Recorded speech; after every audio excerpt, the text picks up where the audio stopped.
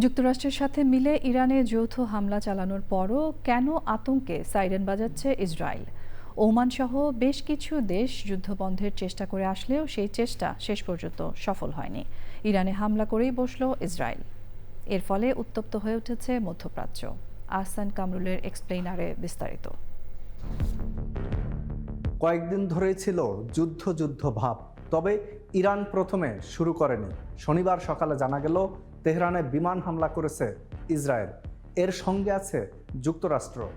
বিশ্বের পরাক্রমশালী দেশের সাথে মিলে হামলা চালানোর পরও কেন নিজ দেশে অ্যালার্ট জারি করলো ইসরায়েল? এত আশঙ্কা থাকলে হামলাই বা করলো কেন? আমেরিকা ইসরায়েল কি চায়? তেহরান তেল আবিব সহ মধ্যপ্রাচ্যের বর্তমান অবস্থা কি? কোন দিকে যেতে পারে যুদ্ধ পরিস্থিতি? চলুন জেনে নেই বিস্তারিত। শনিবার সকাল তেহরান সহ মধ্যপ্রাচ্য জুড়ে থমথমে পরিস্থিতি। সবার মধ্যেই এক অজানা আতঙ্ক, নতুন যুদ্ধের আশঙ্কা। বিশেষ করে ইরানে নাগরিকদের মধ্যে অস্থিরতা বিরাজমান।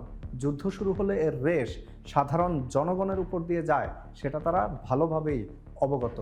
ইরান সরকারও গত কয়েকদিন মার্কিন হুমকির বিপরীতে পাল্টা তোপ দাগিয়ে আসছিল, কিন্তু নিজেরা শুরু থেকেই উত্তেজনামূলক কথাবার্তা পরিহারে ছিল সতর্ক। এর মধ্যে ওমান সহ বেশ কিছু দেশ যুদ্ধ বন্ধের চেষ্টা করে আসছিল, সেই চেষ্টা শেষ পর্যন্ত সফল হয়নি। ইরানে হামলা করেই বসল ইসরায়েল। ইরানের রাষ্ট্রীয় সংবাদ মাধ্যম নিশ্চিত করেছে ইসরায়েলি হামলার শিকার হয়েছে তেহরান। ফার্স নিউজ এজেন্সির প্রতিবেদনে বলা হয়, তেহরানের জমহরি এলাকা ও বিশ্ববিদ্যালয়ে বেশ কয়েকটি ক্ষেপণাস্ত্র আঘাত করেছে।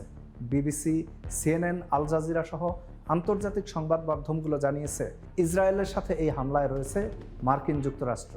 এর মধ্য দিয়ে মধ্যপ্রাচ্যে নতুন আরেক যুদ্ধ শুরু হলো বলে আশঙ্কা করা হচ্ছে। ইরানে হামলার ঘটনা এখানেই শেষ নয়। বিশ্বের পরাক্রমশালী দেশের সাথে মিলে যৌথ হামলা চালালেও আতঙ্কে রয়েছে ইসরায়েল। তাদের প্রতিরক্ষা মন্ত্রী ইসরায়েল জুড়ে বিশেষ এবং স্থায়ী জরুরি অবস্থা ঘোষণা করেছেন। এছাড়া দেশটির আকাশসীমা বেসামরিক বিমানের জন্য বন্ধ ঘোষণা করা হয়েছে। পুরো ইসরায়েল জুড়ে সাইরেন বাজছে। ইসরায়েলের প্রতিরক্ষা বাহিনী আইডিএফ নাগরিকদের নিরাপদ স্থানে থাকার আহ্বান জানিয়েছে। বিশ্লেষকরা বলছেন, ইরানে হামলার রেশ তারা বুঝতে পারছে। ক্ষেপণাস্ত্র হামলার বিপরীতে ইরান থেকেও পাল্টা ক্ষেপণাস্ত্র আসতে পারে ইসরায়েলে। সেজন্যই তারা আগাম সতর্কতা হিসেবে এসব করছে। তবে এই যুদ্ধের ফলাফল কি হয় সেটি এখনও বলা না গেলেও ইরান সহ মধ্যপ্রাচ্য, এমনকি সারা বিশ্বের মানুষই যে ভুক্তভোগী হবে সেটি এখনই বলে দেওয়া যায়।